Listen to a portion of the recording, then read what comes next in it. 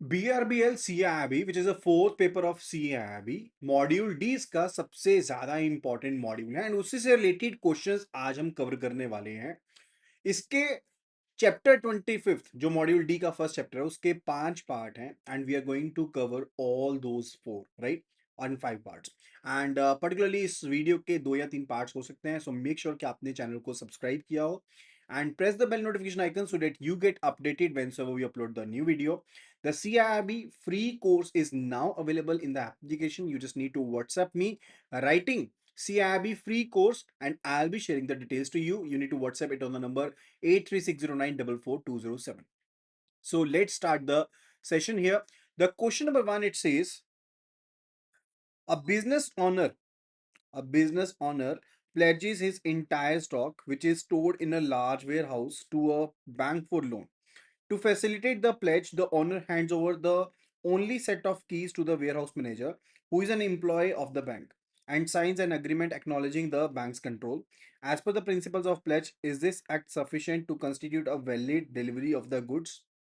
तो हमने बताना है कि ये जो एक्ट किया गया है क्या ये सफिशिएंट है प्लेज करने के लिए, ताकि वैलिड डिलीवरी ऑफ गुड्स हो, उसको करने के लिए क्या ये चीज सफिशिएंट है या नहीं है, राइट? तो जल्दी से जल्दी बता दीजिए, आंसर पोस्ट कर दीजिए, what will be the correct answer. Option A it says no, option C it says no, option B it says yes and option D it says yes.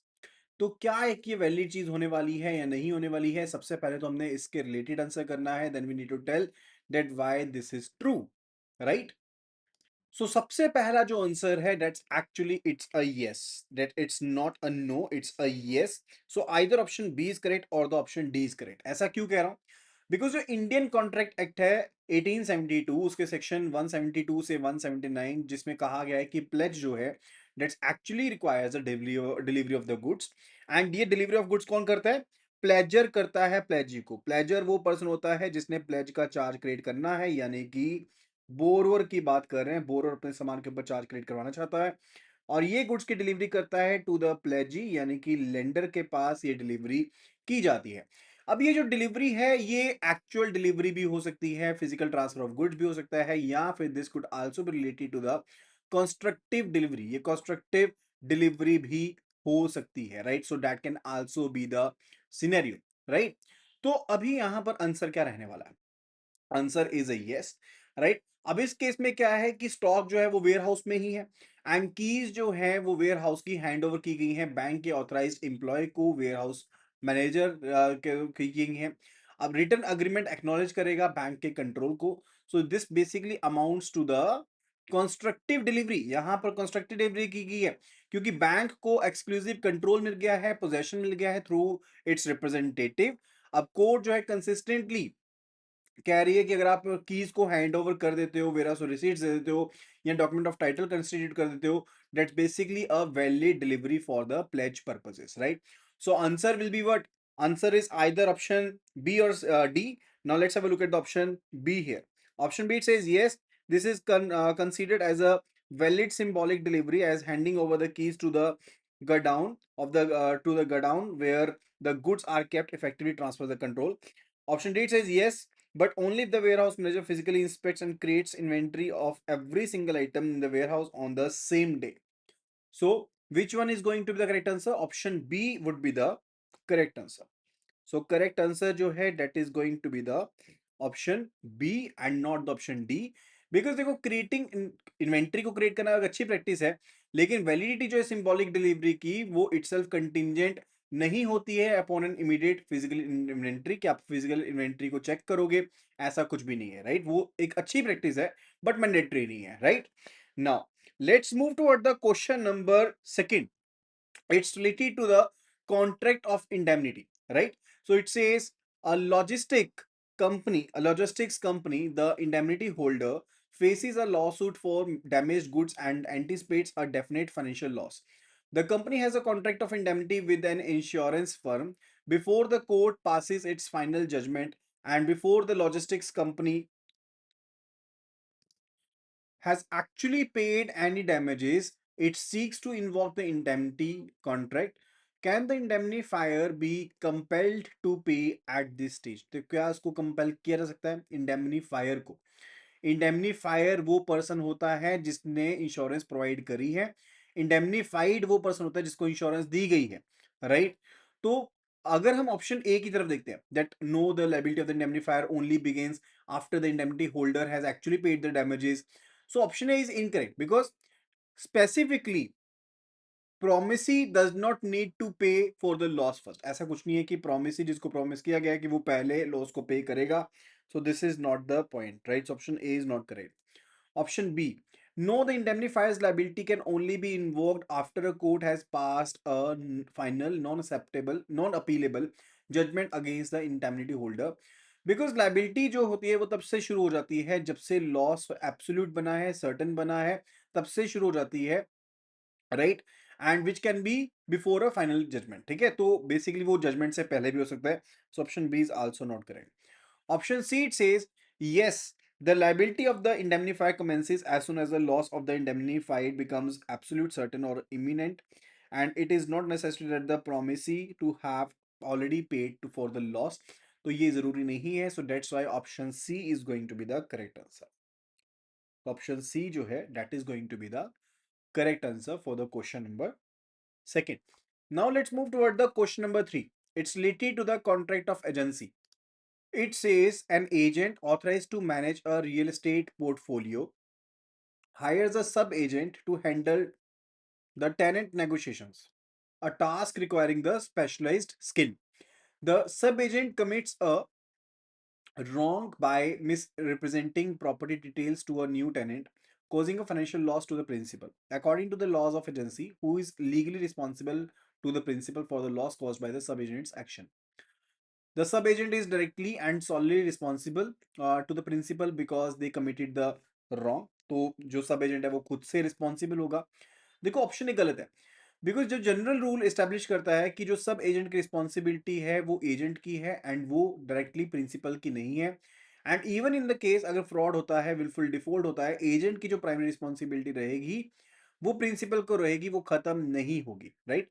So option A is actually not the correct answer कि सब agent की responsibility होगी. Option B, it says the principal must bear the loss as a sub agent was not directly appointed by them and thus has no contractual link. Option B भी गलत है, because principal को loss bear करने की कोई जरूरत नहीं है. They basically have recourse against the appointed agent, यानी कि बिकॉज एजेंट ने आगे अपॉइंट किया ना तो उसकी दोनों गलती है. ऑप्शन सी कह रहा है the agent is responsible to the principal for the acts of the sub agent and the sub agent is responsible to the agent. Absolutely correct. जो पर्टिकुलर एजेंट है वो रिस्पॉन्सिबल होगा प्रिंसिपल के लिए एंड जो सब एजेंट ने act किया है, एंड साथ के साथ जो सब एजेंट होगा वो रिस्पॉन्सिबल होगा for their act to the agent, लेकिन डायरेक्टली प्रिंसिपल को रिस्पॉन्सिबल नहीं होगा, राइट? बिकॉज उसने स्पेसिफिक एक्सेप्शन है रिलेटेड टू द फ्रॉड और द विलफुल रॉन्ग, ठीक है? तो एक डायरेक्ट लाइबिलिटी जो है वो बन सकती है, प्राइमरी रिस्पॉन्सिबिलिटी जो है एजेंट की आपकी प्रिंसिपल की तरफ बनी रहेगी, ठीक है? सो ऑप्शन जो है यहाँ पर सी, that is going to be the correct answer. Now, let's move toward the question number 4. Contract of bailments related. A farmer bails a specific grade of wheat to warehouse, the bailey, for storage. Baler का मतलब होता है जिसने goods देनी है और जिसको दी गई है उसको बेली कहते हैं. वेयर हाउस को गुड्स दी गई हैं. The warehouse owner without the farmer's permission mixes the bailed wheat with his own wheat of much inferior quality. अपनी घटिया क्वालिटी की व्हीट के साथ मिला दिया. अब ये इम्पॉसिबल है कि सेपरेट नहीं कर सकते the original high grade wheat, right? अब जो बेलर है, what is the farmer the bailor entitled to do in this particular situation? तो बेलर क्या कर सकता है?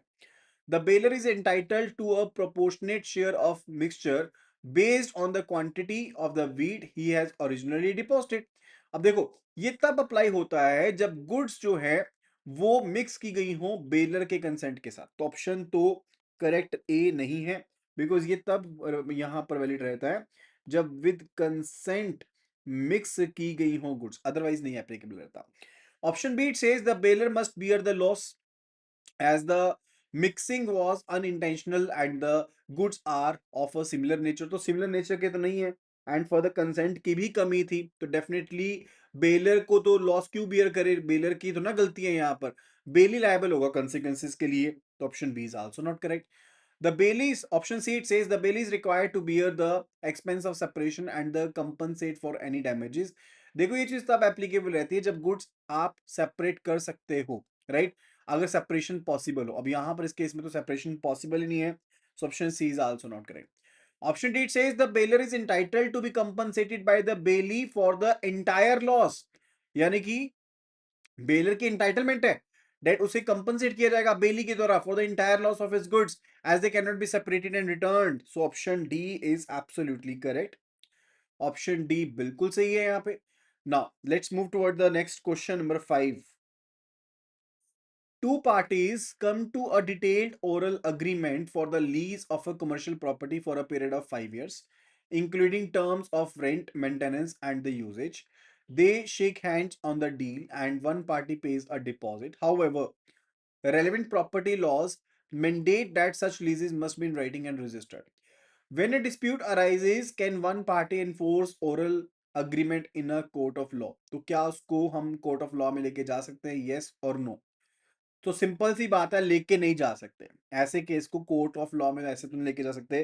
सो यहाँ पर if you look at option A and option particular C, ये तो करेक्ट नहीं है.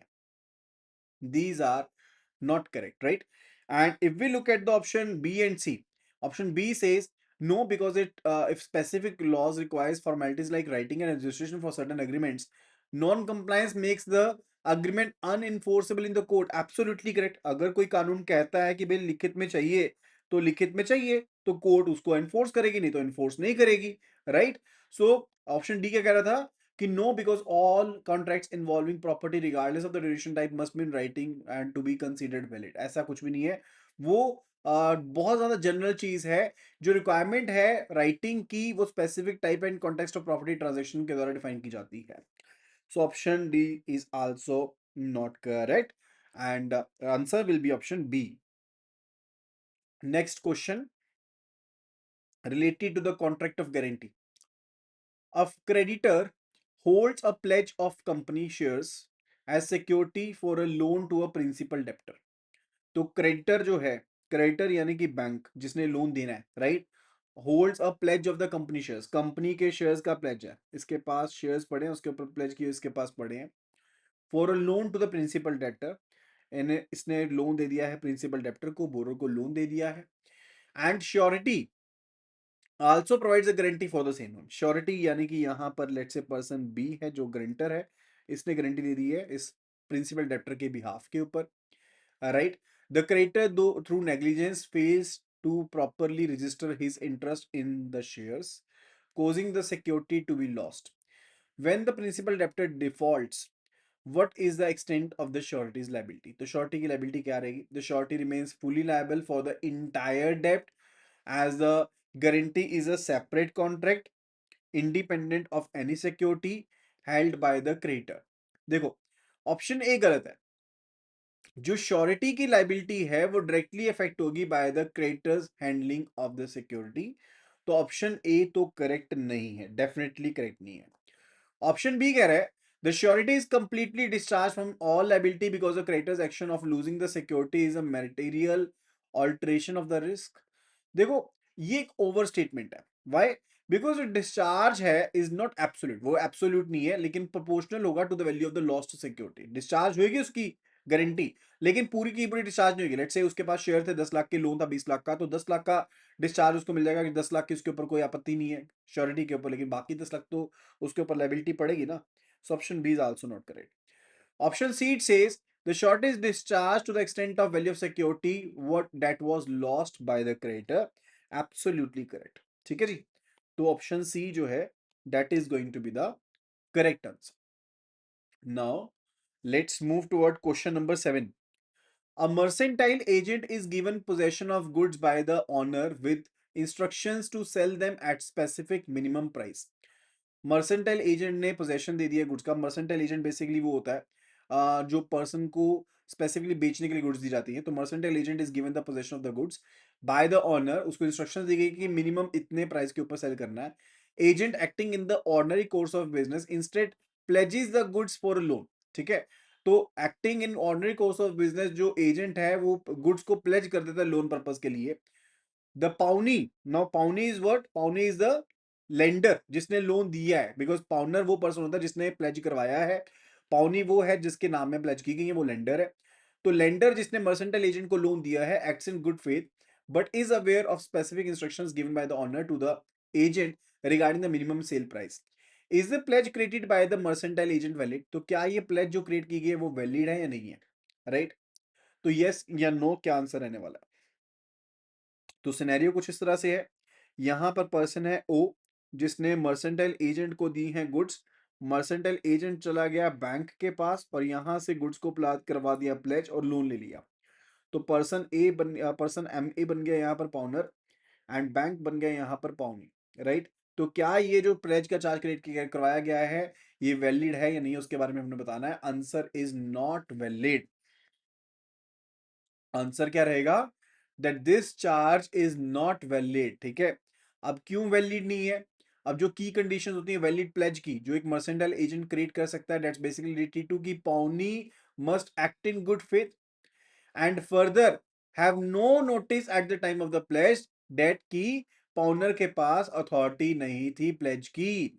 अब क्योंकि पाउनी जो है अवेयर है स्पेसिफिक इंस्ट्रक्शंस का, ठीक है, तो उसको पता है कि एजेंट की जो अथॉरिटी है वो तो लिमिटेड है, अब वो प्लेज को क्या कर देती है, इनवैलिडेट कर देती है, right. So either option B is correct और option particular D is correct.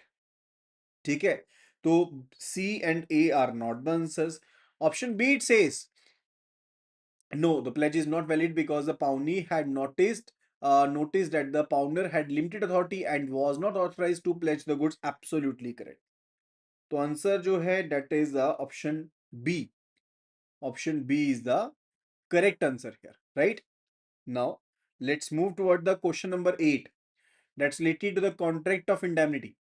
An indemnity holder is sued and to avoid prolonged litigation decides to compromise the suit by paying a certain sum to the plaintiff. The indemnifier was not consulted about his compromise. About this compromise, he was not consulted, and the amount paid was significantly higher than what a court would likely have awarded. Can the indemnity holder recover this compromise amount from the indemnifier? क्या वो basically recover कर सकता है इस compromise amount को? Yes और no. ठीक है, पहली चीज तो ये रहती है। सो ऑप्शन ए को देखते हैं सबसे पहले।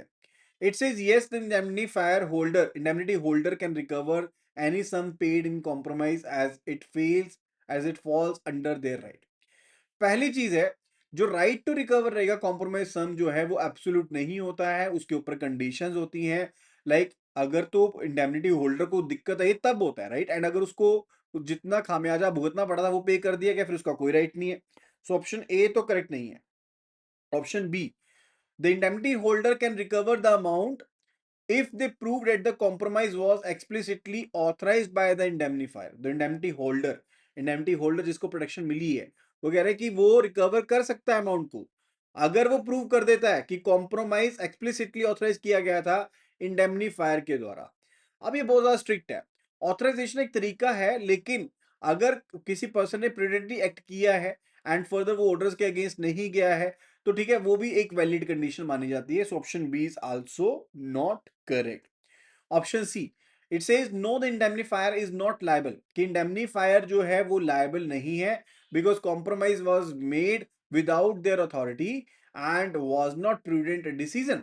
जी देखो, जो इंडेमनिटी होल्डर है वो पोटेंशियली रिकवर कर सकता है अमाउंट को अगर वो प्रूव कर देते हैं कि कॉम्प्रोमाइज जो था वो प्रूडेंट था एंड फर्दर वो बिना किसी डायरेक्ट कंसल्टेशन के था, एज लॉन्ग एज कि वो इंडेमनीफायर की विश के ऑपोजिट नहीं है तो, right. So option C it can be true but ये प्रॉपर कंडीशन नहीं है। So option C is also not going to be the correct answer. Option D says the indemnity holder can recover the sum paid, indemnity holder sum paid को recover कर सकता है provided the compromise was not contrary, कि वो contrary ना हो, सिर्फ तब कर सकता है जैसे मैंने ऑप्शन सी में बताया कि वो एक प्रूडेंट एक्शन था एंड वो इंडेमनीफायर के ऑर्डर्स के अगेंस्ट नहीं था, सिर्फ तभी यहां पर पैसा जो है वो लिया जा सकता है इंडेमनिटी होल्डर के द्वारा। So option D is going to be the correct answer for this regard. Is it clear? क्या है चीज क्लियर हो गई है? Now let's move toward the next question और let me give an example for the same. तो इस तरह से एग्जांपल को समझते हैं। लेट्स से कि ए ने बी को इंडेमनिटी दी है एंड बी है यहाँ पर इंडेमनिटी होल्डर, ये है यहाँ पर इंडेमनीफायर, राइट? कि अगर ये गुड्स को सेल करता है एंड कोई लॉस होता है तो उसके लिए ये बेसिकली खमियाजा जो भुगतेगा पर्सन बी को। बी ने गुड्स को सेल किया है, बी ने सी को गुड्स को सेल किया, sold the goods, right? And further अब सी ने इसको कर दिया स्यू, सी ने इसको सू कर दिया। अब इसने डरते हुए क्या किया, बिना ए पर्सन को कंसल्ट किए हुए इसने 10 लाख रुपए लेट से इसको पे कर दिया, 10 लाख रुपए पे कर दिए डिफेक्ट की वजह से। जबकि अगर कोर्ट के पास जाता तो कोर्ट कहती कि 3-4 लाख रुपए भर दो बस बहुत है, राइट? अब इस केस में क्या ये रिकवरी ले सकता है? यहाँ पर क्या ये अमाउंट को रिकवर कर सकता है? बी से, बी जो है ए से अमाउंट को रिकवर कर सकता है? ये चीज पूछी गई थी क्वेश्चन में। तो यस कर सकता है, वही कंडीशन ने बताई है। इंडेमनिटी होल्डर जो रिकवर कर सकता है सम पेड को, प्रोवाइडेड जो कॉम्प्रोमाइज था वो कॉन्ट्रेरी ना हो इंडेमनीफायर के ऑर्डर्स के। इंडेमनीफायर का जो ऑर्डर था उसके कॉन्ट्रेरी ना, उसके ऑपोजिट ना हो, एंड वो एक प्रूडेंट एक्शन होना चाहिए पर्सन बी की तरह, राइट? तो उस केस में ये रिकवर कर सकता है, अदरवाइज नॉट। अदरवाइज कितना कर पाएगा? सिर्फ और सिर्फ उतना ही अमाउंट रिकवर कर पाएगा जितना अमाउंट रीजनेबल होगा, जस्टिफाइबल होगा by the law. Because compromise जो था वो यूनिलेटरली किया गया था, एक एक्सेसिव अमाउंट के लिए किया गया था, right? So that will be the part. Now let's move toward the question number 9 which is related to the contract of agency. An individual A without any authority from B, an individual A without any authority from B lends money to C, ठीक है? तो A जो है वो यहाँ पर क्या करता है, बिना अथॉरिटी के B के जो पैसा है B का, ठीक है, B का पैसा जो है वो C को उधार पर दे देता है। सब्सिक्वेंटली बी को पता लगता है इस ट्रांजैक्शन के बारे में एंड फर्दर उसको रेप्यूडिएट करने की जगह पर वो कॉन्टेक्ट करता है सी को एंड फर्दर एक रिवाइज इंटरेस्ट पेमेंट शेड्यूल बनाता है लोन के लिए।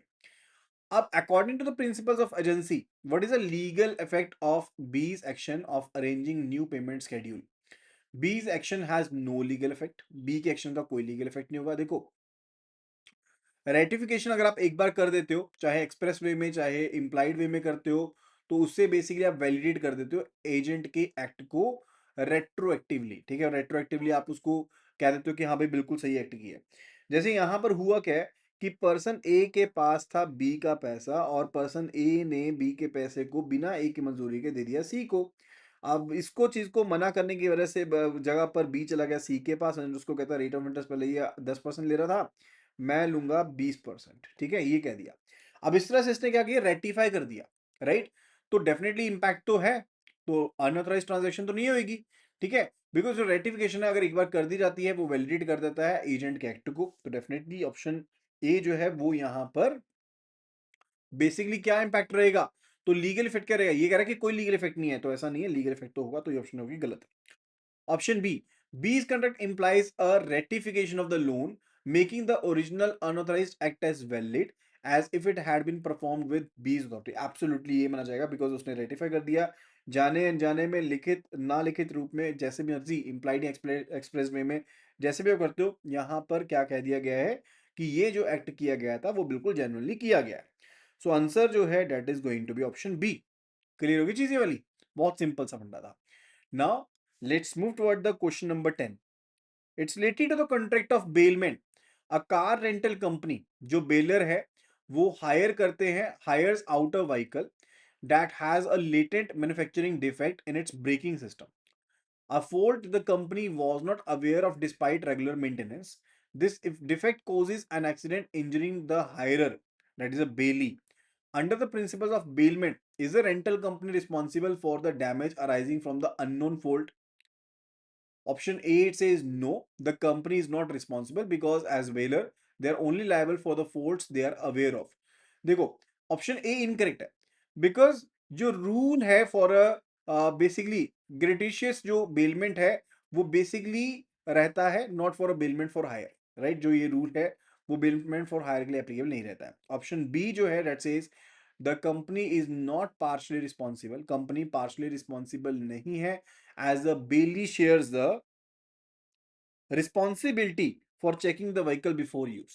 देखो ये स्टेटमेंट इनकरेक्ट है बिकॉज स्पेसिफिकली जो रिस्पॉन्सिबिलिटी होती है वो बेलर के ऊपर होती है इन अ कॉन्ट्रैक्ट फॉर हायर। जब हायर का कॉन्ट्रैक्ट होता है खास करके, तब जो रिस्पॉन्सिबिलिटी होती है that lies with the baler but not with the belly, कि उसको चीजों को चेक करना है प्रॉपरली, राइट। तो ऑप्शन बी भी यहां पर गलत है। Option C, it says yes, because the goods were bailed for hire. The bailer is responsible for the damage from the faults, whether they were aware from them or not. यानी कि जब hiring का होता है तो उस time पर baler की रिस्पॉन्सिबिलिटी रहती है, बेली की रिस्पॉन्सिबिलिटी नहीं है। सो ऑप्शन जो सी है यहां पर, that is going to be the correct answer. अगर तो कोई रेगुलर बेलर हो तो उसके केस में उसको डिस्क्लोज फॉल्ट जो होते हैं उनके अवेयर करना पड़ता है। लेकिन अगर गुड्स आर बेल्ड फॉर हायर तो बेलर की रिस्पॉन्सिबिलिटी ज्यादा स्ट्रिक्टर होती है। बेलमेंट फॉर हायर के केस में बेलर रिस्पॉन्सिबल रहता है अगर कोई भी डैमेज होता है, चाहे उनको एग्जिस्टिंग फॉल्ट्स के बारे में नॉलेज थी चाहे नहीं थी, तब भी रिस्पॉन्सिबिलिटी जो रहेगी वो बेलर की रहेगी, right. Now let's move toward the question number 11। A 17-year-old who is a technology prodigy enters into a written agreement with the software company to develop a new application. The company, impressed by his skills, provides him with the advance payment when the minor fails to deliver the application. The company sues for breach of contract. What is the legal status of the agreement? The agreement is valid. ये अगर agreement valid है, agreement valid है ही नहीं है, because minor की competency नहीं है कि वो कॉन्ट्रैक्ट में एंटर कर पाए। वो उसकी इंटेलिजेंस या स्किल से डिफाइन नहीं होता है, वो उसकी एज से डिफाइन होता है competency. So option A is not correct. Option B says the agreement is voidable at the option of minor, meaning he can choose to either honour it or cancel it, right. ये चीज कर सकते हैं। क्या ये चीज correct रहेगी? No, ये भी इनकरेक्ट है, बिकॉज कॉन्ट्रैक्ट जो माइनर के होते हैं वो जनरली वॉइड होते हैं, वो वॉइडेबल नहीं होते, those are not voidable, those are void, right. Option C, the agreement is void ab initio, void from the very beginning, and therefore it cannot be enforceable against the minor. Absolutely correct. Because ये चीज defined है section 11 में Indian contract act के, कि minor जो है वो competent नहीं है कि वो कॉन्ट्रैक्ट में एंटर हो जाए। एंड साथ ही साथ ये चीज कही गई है कि अगर आप कोई भी अग्रीमेंट करते हो माइनर के साथ तो वो वॉइड अब इनिशियो होता है, यानी कि बिल्कुल शुरुआत से ही उसका कोई भी लीगल इफेक्ट नहीं होता है, चाहे वो माइनर में स्किल है चाहे अदर पार्टी के ऊपर कैसा भी उसका इंप्रेशन है। माइनर के साथ किया गया कॉन्ट्रैक्ट जो होता है that is void ab initio, right. Now let's move toward the question number 12। It says a bank has a continuing guarantee from a surety for a running loan account of a borrower. तो bank जो है उसके पास एक continuing guarantee है from a surety for a running account of a borrower.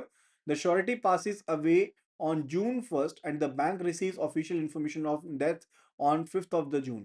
The borrower continues to transact, making a significant withdrawal on June 8th, for which transactions is disease surety's estate is liable.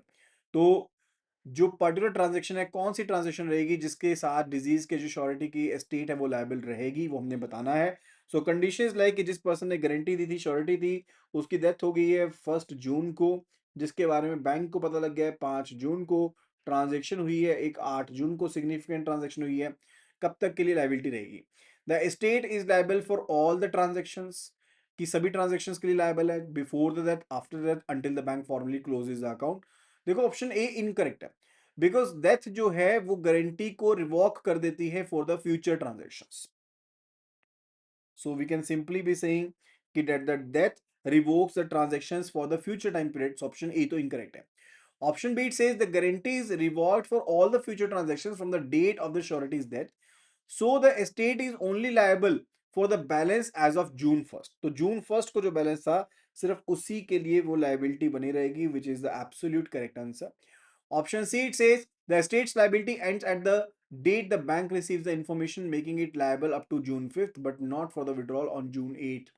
Option C की अगर बात करें वो भी incorrect है, because जो revocation की effective date होती है वो डेट ऑफ डेथ होती है, not related to the date of notice. Although notice जो है वो प्रैक्टिकली इंपॉर्टेंट रहता है क्रेडिटर बैंक के लिए so as to act, but जो लाइबिलिटी रहेगी वो रहेगी तब तक की जब उस पर्सन की श्योरिटी की डेथ हुई है, not after that, right. So option C is also not the correct answer. Now let's move toward the question number 13. A customer pledges a golden chain with Pawnee for a loan of rupees 50,000. Later, the customer takes a separate unsecured loan of rupees 20,000 from the same Pawnee. If the customer repays the initial 50,000 loan for the gold chain, can the pawnee retain the chain as security for the subsequent unsecured loan? यानी कि पहले जो loan लिया गया था gold chain के बदले में वो लिया गया था 50,000 रुपए का लोन। उसके बाद सेम लेंडर से 20,000 का एक और लोन ले लिया गया है। 50,000 का लोन रीपे कर दिया, लेकिन क्या अब 20,000 के लोन के लिए जो बाद में लिया गया है उसके लिए गोल्ड चेन को रिटेन किया जा सकता है जो कि अनसिक्योर्ड लोन है? यस और no? So what will be the point related to it? So let's have a look at the options. यहाँ पर फटाफट से options की तरफ देखते हैं. Option 8 says yes, the pawnee has a general right of the retainer, कि general right है इनके पास retain करने का, right? And can hold the pledged goods for any subsequent debts owned by the pawner. तो is it true? देखो, पाउनी का right है एक पर्टिकुलर लियन को लेकर के, वो जनरल वन नहीं है अनलेस उसके लिए स्पेसिफिक कॉन्ट्रैक्ट किया गया हो, right? So option A is not correct. Option B, it says no. In the absence of specific contract to the contrary, the pawnee cannot retain the goods for any debt other than the one for which they were pledged. Absolutely correct. अगर तो पहले हुआ होता कोई contract कि भाई आगे जो लोन दिया जाएगा उसके लिए जो पिछले लोन का प्लेज किया गया था उसको रिटेन किया जा सकता है, फिर तो कर लेते, लेकिन अब ऐसे नहीं कर सकते, right? So option B is absolutely the correct answer. And what about option C? It says yes, but only if the pawnee can prove that the second loan was granted because on the presumption that the gold chain was would serve as a security. ये भी incorrect है because पाउनी का internal presumption जो होगा वो sufficient नहीं है. एक एक्चुअल प्रिज्यूम्ड कॉन्ट्रैक्ट चाहिए उस चीज को इफेक्टिव बनाने के लिए, right? Option D it says no because once the original debt is paid, the contract of pledge is automatically terminated and the pawnee has no rights over the goods. देखो generally ये चीज true है, लेकिन that's not precise as of the option B that we said that was correct, right? Reason ये है कि पाउनी goods को retain नहीं कर सकता बिकॉज कुछ एक स्पेसिफिक लिमिटेशन होती है on the right of the retainer. So option D is also not correct. ठीक है जी. Now let's move toward the question number 14. A principal who runs a large import export business is officially declared insolvent by the court of law. The agent who is located in another country and is unaware of the insolvency enters into a major contract with third party on behalf of the principal. What is the legal status of the agency and the contract made by the agent? The agency constitutes to be valid. क्या क्या agency valid रहेगी? देखो agency valid नहीं रहेगी अगर आपके पास जो principal है वो इंसॉल्वेंट हो गया है by the operation of law, right? तो डेफिनेटली वो चीज जो है वो टर्मिनेट कर देगी एजेंसी को, एजेंसी खत्म हो जाएगी. एंड वो चीज डिपेंड नहीं करती एक्चुअल में कि आप नोटिस देंगे एजेंट को तो वो मैटर करेगी. So option A is not going to work. ठीक है, एजेंसी कंटिन्यूड नहीं रहेगी. ऑप्शन बी, कॉन्ट्रैक्ट वैलिड है एंड बाइंडिंग रहेगा प्रिंसिपल के एस्टेट के ऊपर because the agent acted in good faith without the knowledge of insolvency. Is it so? Incorrect है बिकॉज एजेंट की अथॉरिटी एग्जिस्ट नहीं करती है at the time of contract. जब ऑलरेडी पर्सन को इंसॉल्वेंट कर चुके हैं तो एजेंट की अथॉरिटी नहीं एग्जिस्ट करती, तो बाइंड तो बात की बात है, बाइंड तो कर ही नहीं पाएगा. Option C, the agency is terminated automatically when the principal is adjudicated as insolvent and the contract is not binding on the principal's estate. Absolutely correct. बिल्कुल सही है. जब एजेंसी जो है वो टोटली आपकी साथ के साथ ऑटोमेटिकली टर्मिनेट होने वाली है एंड क्योंकि प्रिंसिपल को कर दिया गया adjudicate as insolvent and contract जो रहेगा वो बाइंडिंग नहीं होगा प्रिंसिपल के एस्टेट के ऊपर. So option C is the correct answer. Option D, the agency is terminated but the agent becomes personally liable to the third party for the performance of the contract. Agency terminate हो जाएगी but agent become personal liable, तो ऐसा भी कुछ नहीं रहेगा. ये basically आप एजेंसी की टर्मिनेशन के ऊपर फोकस करो तो एजेंट की पर्सनल लाइबिलिटी जो होती है that's basically more govern, that's basically more complex over there. वो तब रहेगी अगर एजेंट ने कोई पैसे लिए हो, एजेंट ने कोई पैसे लिए हो एंड वो रिफंड ना करे, उस केस में होगी, otherwise not. So that is not the scope related to it. So option D is also not the correct answer. ठीक है जी. Now let's move toward the question number 15. It's related to the contract of bailment. A watchmaker who is a bailey is given a vintage watch for repair. अब एक watchmaker को एक vintage watch मिली है repair के लिए. After completing the repairs which involved significant labor and skill, the watchmaker presents a bill to the owner, यानी कि bailor को एक बिल दे दिया. The owner agrees to pay for the repairs but has an older unrelated डेब्ट with the watchmaker from a previous transaction. लेकिन पिछले भी कुछ पैसे की देनदारी थी जो उसने वॉच मेकर को देने थे. तो क्या वॉच मेकर लीगली वॉच को रिटेन कर सकता है अनटिल जो ऑनर है वो दोनों ट्रांजेक्शन, चाहे पिछली ट्रांजेक्शन थी चाहे अब की ट्रांजेक्शन है, उसके लिए पैसे पे नहीं कर देता. सो आंसर क्या रहेगा? Option A says yes, the bailey has a general lien over the bailed goods and can retain them for any outstanding payments from the bailor. Is it so? So option ए जो है वो incorrect है, because एक particular लियन create की गई है for the specific service, वो एक जनरल लियन नहीं है सभी डेप्ट्स को लेकर के. तो अगर जनरल लियन होती तो डेफिनेटली वो रिटेन कर सकता था, but not in this scenario. Option B it says no, the bailee has a right to retain the goods until they receive due remuneration for the specific services rendered on those goods only, not related to the previous debts, right? तो उसको तो नहीं retain कर सकता legally. Option C, yes, the bailey can retain the goods for the debts provided they give the bailor a written notice to their intention.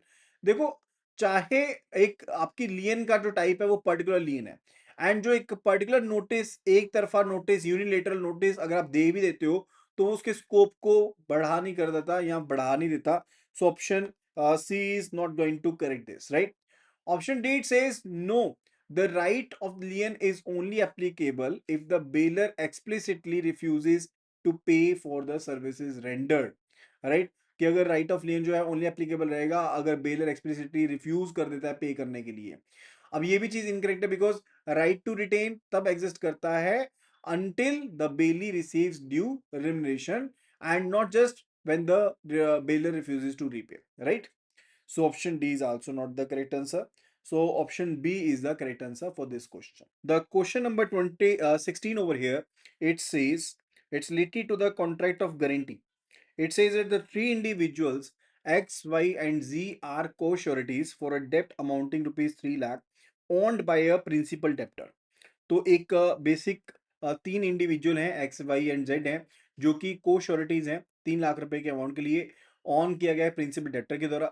The creditor finding it difficult to recover from the debtor. अब debtor से तो पैसे वापस नहीं आ रहे, तो basically क्या करता है, decides to release X from it is liability completely. तो एक्स को तो उसकी लाइबिलिटी से रिलीज कर दिया जाता है completely, and Y and Z के साथ कंसल्ट नहीं किया इस चीज के बारे में. The debtor then defaults on entire amount. अब डेप्टर ने क्या कर दिया, पूरे के पूरे अमाउंट के ऊपर क्या कर दिया, डिफॉल्ट कर दिया. And what are the obligations of Y and Z. तो वाई एंड जेड की क्या रिस्पॉन्सिबिलिटी रहेगी इस रिगार्ड में, that we need to answer. I hope कि सिनेरियो समझ में आ गया होगा. सिनेरियो कुछ इस तरह से है, यहां पर है प्रिंसिपल डेटर और यहां पर है क्रेडिटर. इन्होंने लोन दिया 3 लाख रुपए का और गारंटी दी है एक्स वाई जेड, तीन पर्सन ने गारंटी दी है, एक्स वाई एंड जेड ने गारंटी दी है. अब जेड ने क्या किया, अब सी क्रेडिटर ने क्या किया, एक्स को उसकी लाइबिलिटी से कर दिया मुक्त, डिफॉल्ट कर दिया डेप्टर ने. अब वाई एंड जेड का क्या रोल है उसके बारे में we need to tell. So option 8 says that Y and Z are completely discharged from their liability because the release of a co-surety fundamentally alters the guarantee contract.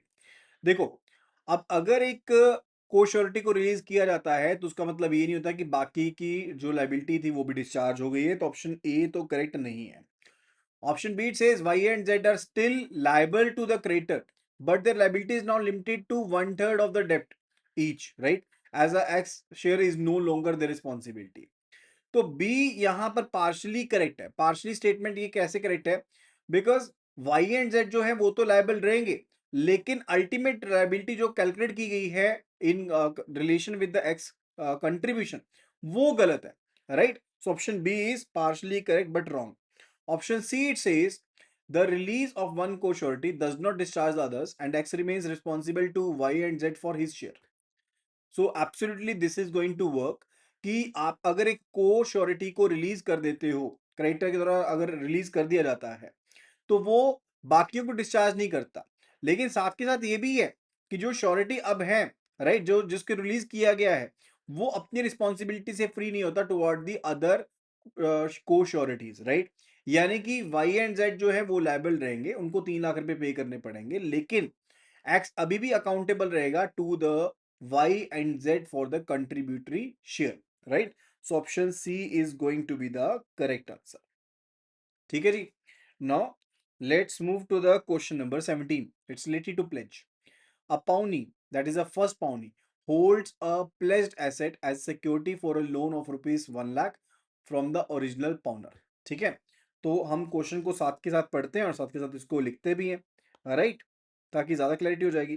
तो यहाँ पर है एक पाउनी है जो कि फर्स्ट पाउनी है, that holds a pledged asset as security for a loan for rupees 1 lakh from the original pawner. यहाँ पर है एक pawner, right, let's say person A जो है वो पाउनर है एंड पर्सन बी जो है वो पाउनी है, एंड इन्होंने सिक्योरिटीज को यहाँ पर प्लेज करवाया है पर्सन बी के पास और 1 लाख का लोन लिया है। Now the first pawnee, needing funds for himself, repledges the same asset to a second pawnee। अब यहां पर पर्सन जो बी है, इन्होंने इन गुड्स को आगे से रीप्लेज कर दिया है। किसके पास रीप्लेज कर दिया?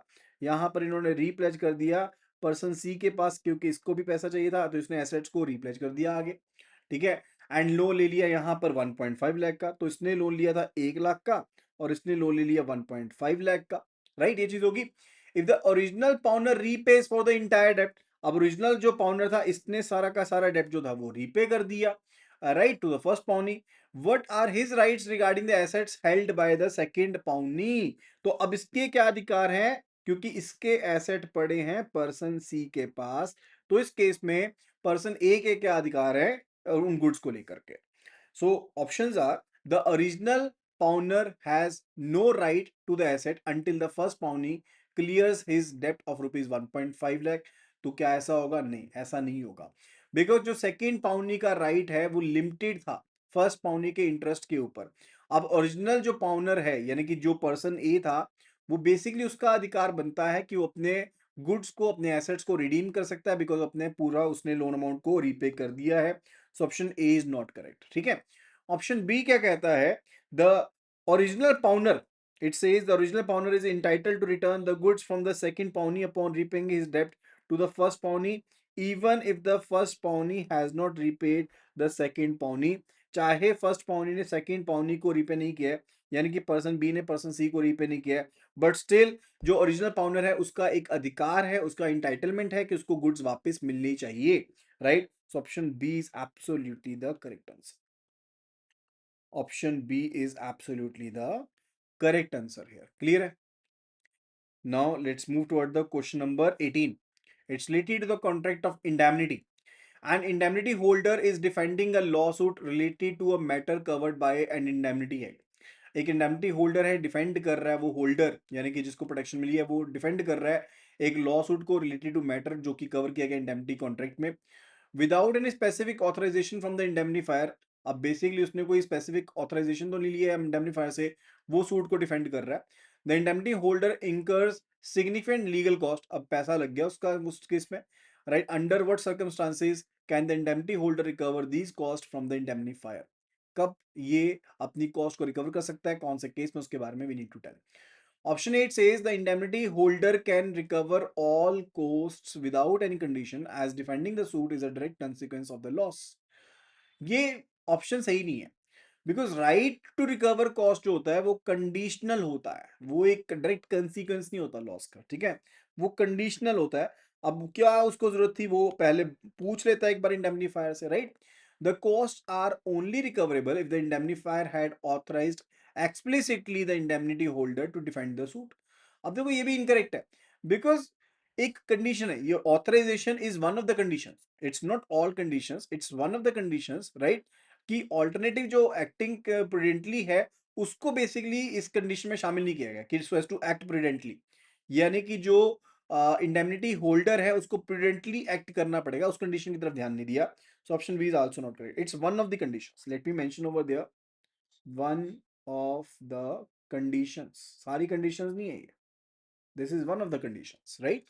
Option C, the costs can be recovered in defending the suit. The indemnity holder acted prudently as if there were no contract of indemnity and did not defy the indemnifier's instructions, right? तो option C जो है that's absolutely correct, कि जो indemnity holder है वो recover कर सकता है कॉस्ट को, that they may be compelled to pay, अगर किसी सूट में पे करना पड़ा, प्रोवाइडेड कि उन्होंने बेसिकली बहुत सही से काम किया है, सब कुछ देख करके काम किया है, उसी तरह से काम किया है जैसे अगर उनके पास इंडेमनिटी कॉन्ट्रैक्ट ना भी होता वो वैसे करते। एंड फर्दर उन्होंने ऐसी कोई चीज नहीं करी जो इंडेमनीफायर के ऑर्डर के कॉन्ट्रेरी हो। तो अगर ऐसा किया गया है तो डेफिनेटली उनको पैसा मिलना चाहिए। देखो, ऑथराइजेशन लेना एक गारंटी, एक बेसिकली कंडीशन है, लेकिन प्रूडेंटली एक्ट करना जो है एक वो alternative valid condition, that's basically alternative valid condition. Option C is absolutely correct. ठीक है, तो मेजरली दो चीजें हैं, one it's related to explicit authorization, one it's related to explicit authorization एक कंडीशन है। ठीक है, दूसरी चीज क्या हो सकती है कि जो इंडेमनिटी होल्डर है उसने प्रूडेंटली एक्ट किया, कि अगर उसके पास ये कॉन्ट्रैक्ट ना भी होता तो भी वह यही चीज करता। ठीक है, एंड उसने कोई भी ऐसी चीज नहीं करी विच इंटरफेयर द इंस्ट्रक्शंस, जो इंटरफेयर करे जो भी इंस्ट्रक्शंस दी गई हैं इंडेमनीफायर के द्वारा। ठीक है, तो ऐसा भी कुछ नहीं है, अगर ये चीज नहीं है तो भी वो बिल्कुल सही है, तो भी वो बिल्कुल जायज है। Now let's move toward the question number 19 which is related to the contract of agency. An agent is tasked with transporting a consignment of rare perishable fruits from a port in Mumbai to a buyer in Delhi. तो agent को task दी गई है कि उसने transport करना है consignment को, एक बहुत ही रेयर पेरिशेबल फ्रूट है, एंड उसे मुंबई से दिल्ली लेके जाना है बायर के पास। अब स्ट्रिक्ट इंस्ट्रक्शंस हैं so as to use specific refrigerated rail service, refrigerated rail service का इस्तेमाल करना है। अब पोर्ट के ऊपर पहुंचने के बाद एजेंट डिस्कवर करता है कि नेचुरल डिजास्टर जो है वो इनडेफिनेटली सस्पेंड हो कर दी गई है, सारी की सारी रेल सर्विसेज को सस्पेंड कर दिया गया है जब वो पोर्ट के ऊपर पहुंचता है। अब so as to prevent the high value consignment from spoiling completely, agent जो है वो फ्रूट्स को मुंबई मार्केट के ऊपर एक रीजनेबल प्राइस के ऊपर बेच देता है। Is this action legally justifiable under the law of agency, क्योंकि उसके ऊपर कोई अथॉरिटी तो थी नहीं, तो क्या ये एक्शन जस्टिफाइबल है? Option 8 says no, the agent is liable for the loss because they directly violated the principal's explicit instructions regarding the mode of transport. देखो, अब ये ऑप्शन ए जो है यहां पर वो बेसिकली गलत है। Why this is wrong? Because emergency provisions agent को अथॉरिटी देती हैं कि वो जो इंस्ट्रक्शंस दी गई थी प्रिंसिपल के द्वारा उनसे हट करके चल सकता है so as to prevent the principal from the greater loss. ठीक है, तो ऑप्शन ए हो गया यहां पर गलत। Option B, it says, yes, in an emergency, the agent has authority to do all necessary act to protect the principal from loss, just as a prudent person would do in their own case. जैसे कि एक समझदार व्यक्ति अपने खुद के case में करेगा, वैसे ही उस पर्सन ने भी एक्ट किया है। सो डेफिनेटली जो एक्ट किया गया एजेंट के द्वारा वो एमरजेंसी में किया गया है, and that has been done so as to protect the principal from the major loss, right? So this would be a valid act, right? वो वैलिड एक्ट माना जाएगा। Now, let's move toward the question number 20th. A person that is a baler lends his classic car to a friend. उसने अपनी car को दे दिया friend को for the sole purpose of displaying it at a weekend car show. ठीक है, bailee however decides to drive the car for a long personal trip, वो तो long personal trip पे ले गया, जो कि कंडीशंस जो थी बेलमेंट की उसके साथ कंसिस्टेंट नहीं है। although the car suffers no damage during the trip, चाहे उस कार को कोई डैमेज नहीं हुआ, bailor finds out about the unauthorized use. अब बेलर को पता लग गया कि ये तो अनऑथराइज्ड यूज हुआ है। What right does the bailor have in this situation? तो बेलर के पास क्या अधिकार है इस केस में? The bailor has no recourse because no damage was done to the car, ये भी गलत है, बिकॉज बेलर का अधिकार तो बनता है। ठीक है, बिकॉज वो सिर्फ और सिर्फ ये नहीं कि उसका अधिकार तभी बनेगा जब डैमेज होगा चीजों को, अब कंडीशन भी तो ब्रीच हुई है ना, तो उसके लिए एक रेमेडी भी उसको मिलना चाहिए। तो option A is absolutely not correct. Option B, the bailor's only right is to demand compensation for the fuel use during the personal trip. अब ये भी गलत है, क्योंकि बेलर का जो अधिकार है वो सिग्निफिकेंट होना चाहिए, वो सिर्फ और सिर्फ फ्यूल कॉस्ट रिलेटेड नहीं होना चाहिए, एंड फर्दर वो बेलमेंट को टर्मिनेट भी कर सकते थे, राइट? So option B is also not correct. Option C it says the contract of bailment is voidable at the option of the bailor. तो कॉन्ट्रैक्ट जो है आपका बेलमेंट का वो वॉइडेबल है at the option of bailor, allowing him to terminate the contract. अब definitely contract of bailment जो होता है वो वॉइडेबल होता है ऑप्शन के ऊपर, किसकी? बेलर के ऑप्शन के ऊपर। अगर बेली उस तरह से एक्ट नहीं करता उन गुड्स को लेकर के जिनको बेल किया गया है, जो कि इनकंसिस्टेंट है with the conditions of the bailment, ठीक है। अब उसने तो दिया था सिर्फ कार शो में शोकेस करनी है, लेकिन इस्तेमाल कर लिया अपनी पर्सनल ट्रिप के लिए, तो अनऑथराइज जो पर्सनल ट्रिप था वो क्लियरली इनकंसिस्टेंट कंडीशन थी related to displaying the purposes over there. तो डेफिनेटली अगर यहाँ पर पर्सन चाहे तो वो बेसिकली क्या कर सकता है, बेलमेंट को वॉइडेबल कर सकता है, right. That's a basically voidable at the bailor's option, वो बेलर के ऑप्शन के ऊपर वॉइडेबल रहेगा, right. Question number 21, A agrees to sell his car to B. A is thinking of his blue sedan, while B, who had previously inquired about A's red hatchback, believes the agreement is for the red hatchback. Both parties agree on the price and sign a simple written agreement that just say A's car. Does a valid contract exist based on the principle of free consent? तो क्या इसके ऊपर ये चीज valid contract बनेगी या नहीं बनेगी? Yes, a valid contract exists because there was a clean offer, acceptance and consideration and it was put in writing. अब ऑप्शन ए यहां पर गलत है, बिकॉज सिर्फ और सिर्फ एलिमेंट्स की प्रेजेंस उनको सही नहीं बनाती है, उनका जेन्युइन कंसेंट होना भी सही है, राइट। अगर आपने किसी और चीज के लिए सही कह दिया लेकिन और कोई पर्सन कुछ और सोच रहे तो ये नहीं सही हो गया contract, that's wrong. Option B, the contract is valid but a court will have to decide which car the agreement applies to based on extrinsic evidence, right. अब ये भी इनकरेक्ट है, बिकॉज कोई there is no contract, basically ऐसा कोई contract है नहीं है so as to interpret in the first place, because consensus तो है ही नहीं, वहां पे कंसेंट ही नहीं, जब तो आगे बढ़ने की जरूरत नहीं है। Option C it says no a valid contract does not exist because for consent to be free the parties must agree upon the same thing in the same sense। ये चीज होना काफी ज्यादा जरूरी है। कोर जो कंपोनेंट होता है एक वैलिड कॉन्ट्रैक्ट का वो होता है free consent, right. And free consent एक सिचुएशन होती है जहां पर पार्टीज अग्री करती हैं कि वो एक ही चीज के बारे में बात ही कर रही है, सेम सेंस में बात कर रही है, उसको बेसिकली फ्री सेंस में माना जाता है, कंसीडर किया जाता है।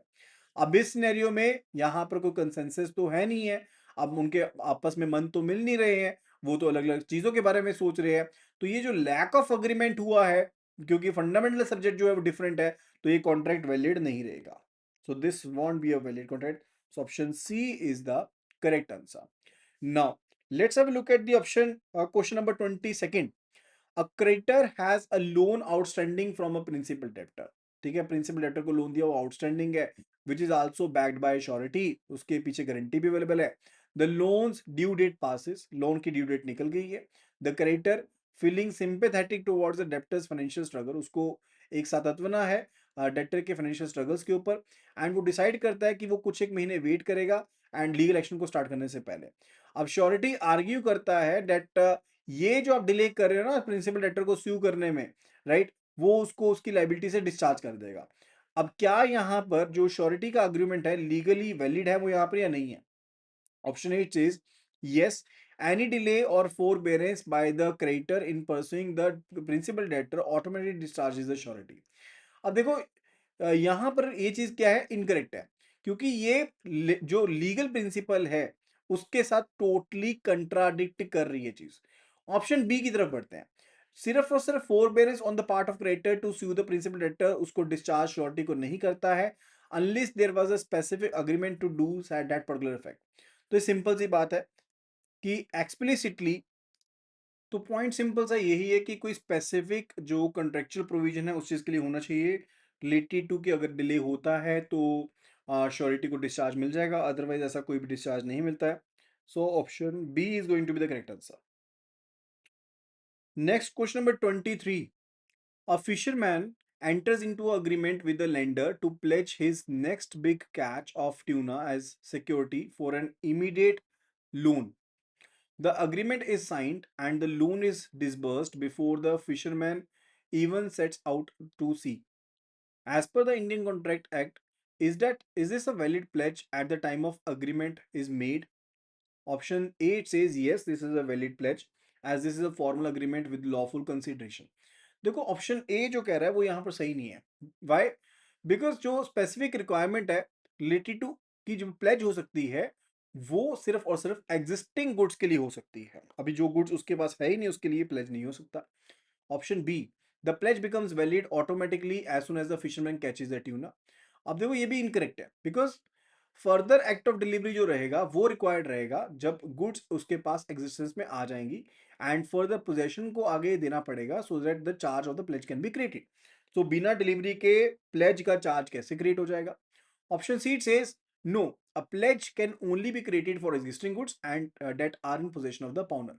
तो एब्सोल्युटली अगर आपके पोजेशन में जब तक चीजें नहीं है तब तक आप चीजें नहीं कर सकते हो। Option C is going to be the correct answer.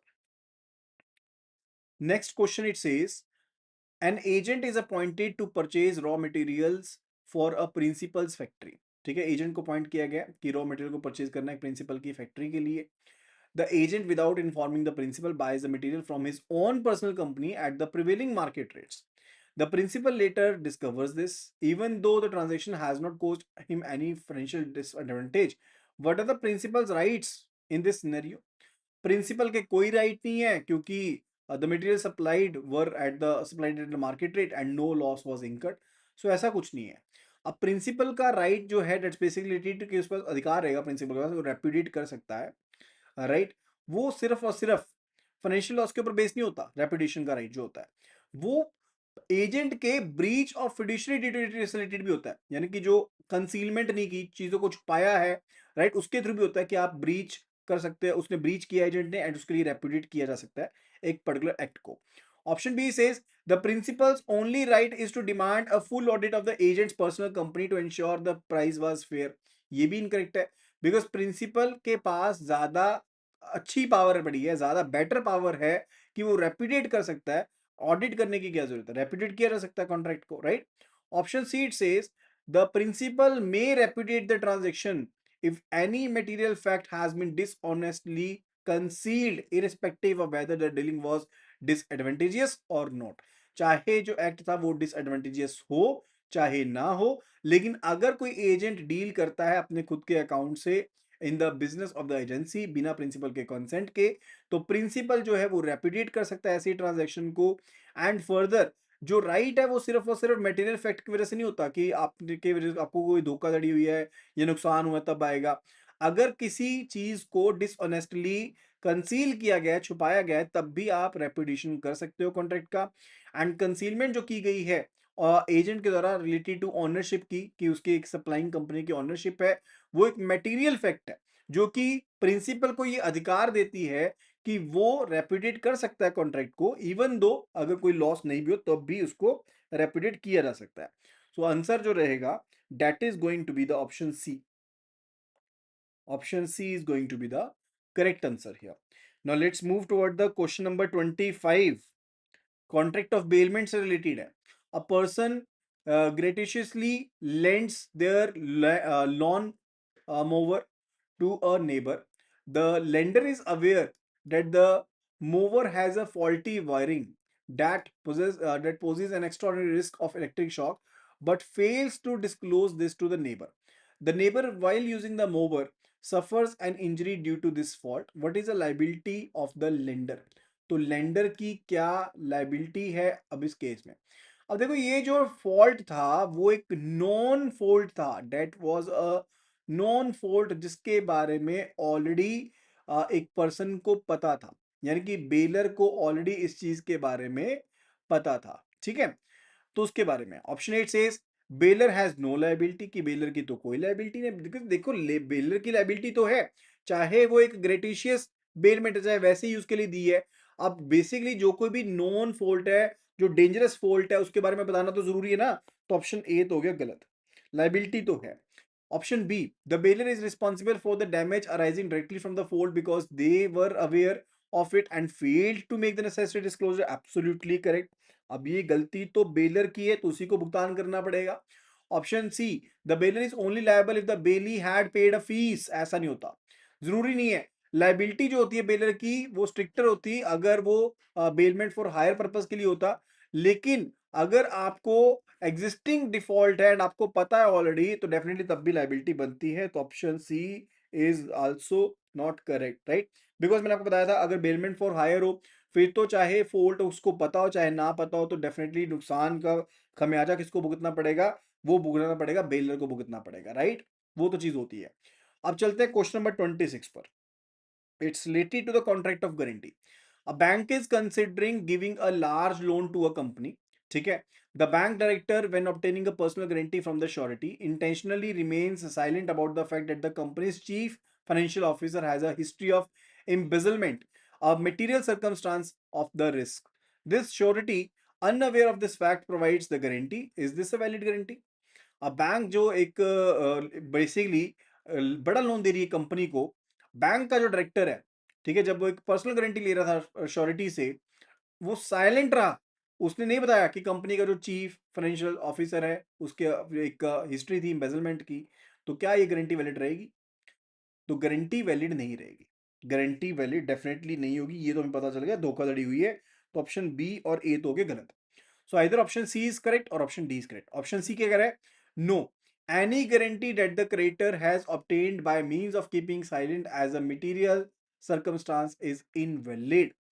अब स्पेसिफिकली ये चीज कही जाती है कि कोई भी गारंटी ली गई है जिसमें क्रेडिटर ने जो गारंटी हासिल की है वो साइलेंट रहा है, कोई मटेरियल सर्कमस्टांस, वो इनवैलिड हो जाएगी।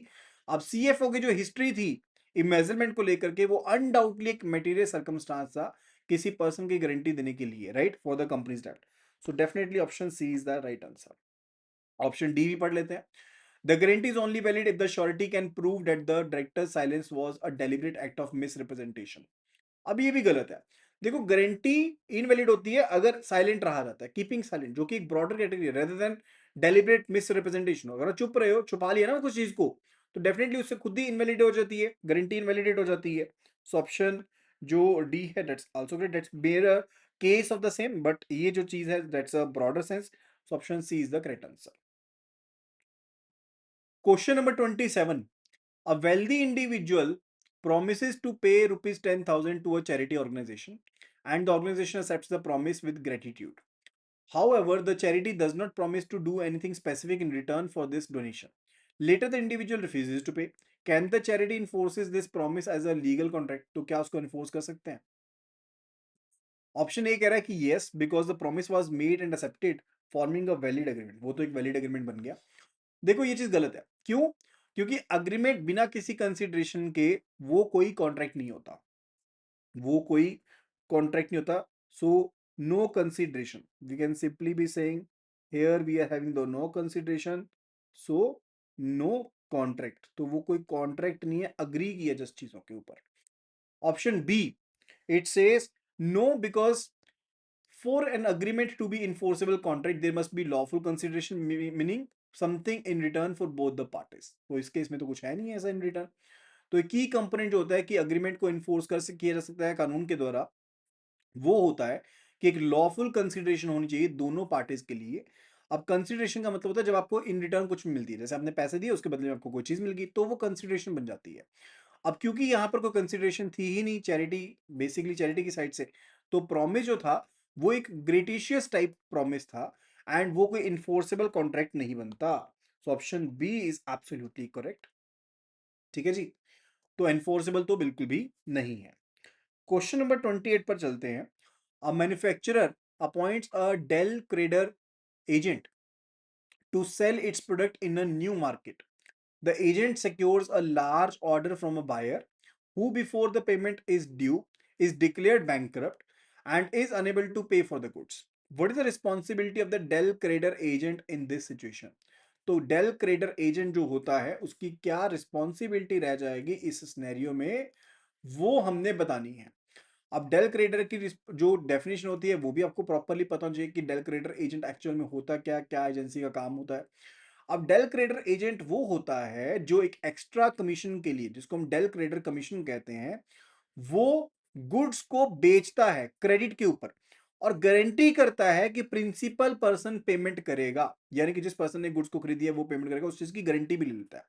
यानी कि वो एजेंट का रोल भी अदा करता है और गारंटर का रोल भी अदा करता है। जैसे इस केस में समझो कि पर्सन ए ने सामान ले लिया है यहां पर पर्सन बी से, और ये डेल क्रेडिटर एजेंट है, डेल क्रेडिटर एजेंट है, ठीक है। अब इसने सामान बेच दिया पर्सन सी को। अब पर्सन सी ने अभी पेमेंट नहीं, किसने कर दिया? डिफॉल्ट, ये तो बैंकरप्ट हो गया ना। अब इसने तो गारंटी भी दी है कि ये पर्सन पेमेंट करेगा क्योंकि इसको मिल रही है एक्स्ट्रा कमीशन, ठीक है। तो अब रिस्पॉन्सिबिलिटी सारी किसकी है? Responsibility all with the del creditor agent. अब ये कह रहा है कि एजेंट रिस्पॉन्सिबल नहीं होगा, एजेंट तो रिस्पॉन्सिबल रहेगा भाई, एजेंट तो डेल क्रेडिटर एजेंट है, तो ऑप्शन ए हो गया गलत। Option B it says the agent is responsible for the loss and must pay the principal for the डेप्ट as their role includes undertaking the that the third party will perform their duties. So option B is absolutely correct. Option B is absolutely correct. Now let's move toward the question number 29. A person defaults on a loan on a loan for which they had pledged their shares. Person loan के ऊपर default करता था जिसके लिए उन्होंने अपने shares को pledge किया था. द पाउनी यानी कि जो लेंडर है वांटिंग टू रिकवर द डेप्ट इमीडिएटली सेल्स द शेयर, वो शेयर को सेल कर देते हैं immediately without informing the pawner, pawner को इन्फॉर्म भी नहीं किया. The shares are sold at a low price, shares को लो प्राइस के ऊपर बेचा गया. Is the pawnee's action of selling the shares permissible, तो क्या वो परमिसिबल है? यस और नो. देखो बेच दिया, सिक्योरिटी ली थी तो बेच दिया, उसमें क्या दिक्कत है? नहीं, लेकिन सही नहीं है वो. ऑप्शन ए को देखते हैं सबसे पहले. Yes upon default the pawnee has absolute right to sell the pledged goods. तो क्या ये अधिकार होता है? बिकॉज राइट टू सेल जो होता है वो एब्सोल्यूट नहीं होता, वो कंडीशनल होता है, एक रीजनेबल नोटिस रिक्वायर्ड होता है. Right, so a reasonable notice is actually required. Reasonable notice देना पड़ता है भाई, तब जाकर के आप सेल कर सकते हो. ऐसे नहीं अपनी मर्जी से सेल कर दिया, दैट्स नॉट डन, वो चीज नहीं है. राइट, तो सेल डेफिनेटली वैलिड नहीं है, सेल तो वैलिड नहीं है. ऑप्शन सी क्या कह रहा है? Know the pawn is right to sell. No, the pawn is right to sell the goods only rise after giving pawn a reasonable notice of intended sale. Absolutely correct. Option C is the correct answer. Option D it says no a pawnee can never sell the pledged good. ऐसा भी नहीं है कि placed goods को cell नहीं कर सकते कभी भी. अपॉनी के पास राइट टू सेल तो नहीं है, लेकिन उनको प्रॉपर क्या करना पड़ेगा, प्रोसीजर को फॉलो करना पड़ेगा, एंड उसके बाद वो गुड्स को सेल कर सकते हैं. Question number 30th. A bailey fails to return a piece of machinery to the baler by the agreed upon date. बेली जो है जिसको गुड्स दी गई थी वो फेल हो जाता है कि जो मशीनरी थी उसको बेलर को अग्रीड डेट के ऊपर नहीं दे पाता. A week after the due date and while the machinery still in the bailee's of possession, a fire breaks out in the bailee's workshop. Bailee की वर्कशॉप में लग जाती है आग, एक शॉर्ट सर्किट हो गया, अब मशीनरी होगी destroy. The bailee had taken all reasonable care to prevent such an accident. अब बेली ने पूरा ध्यान रखा था कि ऐसी हरकत कोई ना हो. Is the bailee responsible for the bailor for any loss of the machinery, तो क्या बेली रिस्पॉन्सिबल है उस चीज की? We need to tell. अब केस ये हुआ है कि ये मशीन ली थी, पर्सन ए ने पर्सन बी को दी थी मशीन. तो पर्सन ए बन गया यहां पर बेलर और पर्सन बी बन गया है यहां पर बेली. राइट, एंड पर्सन बी ने ये डिलीवरी देनी थी लेट से 7 तारीख को, लेकिन 14 तारीख हो गई है, लेकिन गुड अभी तक वापस नहीं की, तब तक लग गई यहाँ पर आग, फायर लग गई. अब उसकी वजह से जो मशीन दी थी वो हो गई डिस्ट्रॉय. अब क्या ये रिस्पॉन्सिबिलिटी है बेली की कि पैसे भरने हैं? No, the bailee is not responsible. Option A कहते हैं कि बेली रिस्पॉन्सिबल नहीं है because the loss was due to the accident and they had taken all the responsibilities. ये तो इनकरेक्ट है, बिकॉज जो ड्यूटी है so as to take care the reasonable care, वो इस चीज से एब्जॉल्व नहीं कर देती बेली को कि जो उसकी लाइबिलिटी अराइज हो रही थी बेसिकली कि ऑन टाइम देने का फेलियर, उससे उसकी जो लाइबिलिटी थी वो बनी रहेगी. ऑन टाइम तो वापस करना था ना गुड्स को, जो नहीं किए पर भाई, वो तो उसी की दिक्कत है ना, बेली की दिक्कत है, तो उसने तो रखा तो उसी को भरना पड़ेगा पैसा. Option B, the bailee is only responsible for the rental cost of the machinery for the week it was overdue. Is it so? No. अब जो लाइबिलिटी है वो पूरे लॉस ऑफ गुड्स के ऊपर अप्लाई होगी, सिर्फ और सिर्फ कॉस्ट ऑफ डिले के ऊपर अप्लाई नहीं होगी. तो ऑप्शन बी भी गलत है. ऑप्शन सी कहता है yes the bill is responsible for the loss destruction और deterioration of the goods if they not return on time. तो अगर कोई लॉस होता है, डिस्ट्रक्शन होती है, कुछ भी होता है, तो भाई पैसे तो पे करने पड़ेंगे. ठीक है, अगर गुड्स जो है प्रॉपर टाइम के ऊपर पे नहीं हुई तो बेली रिस्पॉन्सिबल रहेगा for the two the bailor for any loss destruction डिटेरेशन. And ये जो लाइबिलिटी होती है स्ट्रिक्ट होती है, एंड ये बेली की नेग्लिजेंस थी या नहीं थी उसके ऊपर डिपेंड नहीं करती है क्योंकि ड्यू डेट निकल चुकी है. So option C is the correct answer. Option C is the correct answer. Now let's move toward the question number 31st. It says a surety pays off the entire debt owned by the principal debtor. तो एक surety जो है वो पूरा का पूरा डेप्ट पे कर दिया जो प्रिंसिपल डेटर की तरह था to the creditor, including the principal amount and the accrued interest. After making this payment, the surety seeks to recover the money from the principal debtor. Which legal principle allows the surety to do this, and what is the extent of their claim? The principle of contribution, the principle of subrogation, the principle of indemnity, या फिर the principle of the favored debtor. Which one would be the right principle for the same? See, if we look at the principle of contribution, principle of contribution relate किससे करता है? To the claims against the co sureties, उसके ऊपर depend करता है, principal debtor के ऊपर नहीं होता। को श्योरिटीज के ऊपर जो क्लेम होता है उसको कहते हैं principal of contribution. Option A is not correct. Principle of subrogation is actually the correct answer. Principle of subrogation या राइट ऑफ सब्रोगेशन जो होता है वो ये राइट होता है कि श्योरिटी पूरा का पूरा अमाउंट क्लेम कर सकती है ओरिजिनल क्रेडिटर की तरफ जो ड्यू था, जो उसने पे किया है ओरिजिनल डेप्टर से, वो बेसिकली क्लेम कर सकती है। एंड जो श्योरिटी है that basically fits in the shoe of the creditor now, and वो सारा अमाउंट क्लेम कर सकती है। सो ऑप्शन बी जो है दैट्स द करेक्ट आंसर। ठीक है जी। ऑप्शन सी क्या है? That's actually related to principle of indemnity. Principle of indemnity तो उसी चीज से रिलेटेड है कि इंप्लाइड इंडेमनिटी होती है। ठीक है, तो डेफिनेटली इंडेमनिटी से रिलेटेड तो हमने, मैंने आपको ऑलरेडी बताया कि आपने सेफ्टी प्रोवाइड करनी होती है, राइट। ऑप्शन डी क्या है? Principle of favour debtor. Surety जो है वो एक फेवर डेप्टर है in the relationship with the creditor, that's a favour debtor. वो एक फेवर डेप्टर है, राइट। एंड फर्दर ये राइट जो होता है रिकवरी का प्रिंसिपल डेप्टर के बारे में, उसके बारे में नहीं बताता है। Though surety is a favour debtor. Let me write over here, surety is a favoured debtor. ठीक है, but not the correct answer. So answer is option B. Question number 32 over here. It basically says related to contract of agency that an agent is hired to sell. An agent is hired to sell a consignment of 100 widgets. The agent successfully and properly sells 80 widgets. However, for the remaining 20 widgets, the agent is found guilty of misconduct by misrepresenting the product quantity to the quality to the potential buyers. Is an agent entitled to any remuneration for their work? तो क्या अब agent को कुछ remuneration मिलना चाहिए उसके काम के लिए? That we need to answer. So technically if we look at, अब मिस रिप्रेजेंटेशन की गई तो डेफिनेटली एजेंट को एंटाइटलमेंट तो नहीं है, राइट। सो ऑप्शन जो है, either it is the option A which is the right answer, और option C is the right answer. Option B and D are not the correct answer. Option A देखते हैं। First of all it says no any misconduct no matter how small and further this entitles the agent to any remuneration for the entire contract। तो option ए यहां पर गलत है, because dish entitlement जो होगी वो specific part of the business के लिए होगी जो अफेक्ट हुआ है due to this particular misconduct, not for the entire business, right. So option A तो यहां पर करेक्ट नहीं है। ऑप्शन सी की तरफ देखते हैं। It says the agent is not entitled for any remuneration for that part of the business which they have misconducted, but they may be paid for the part that was conducted properly। यानी कि 80 जो widgets उन्होंने cell करी थी उसके लिए तो पे कर दिया जाएगा, बाकी के लिए पे नहीं किया जाएगा। So option C is going to be the correct answer here. Now let's move toward the question number 33।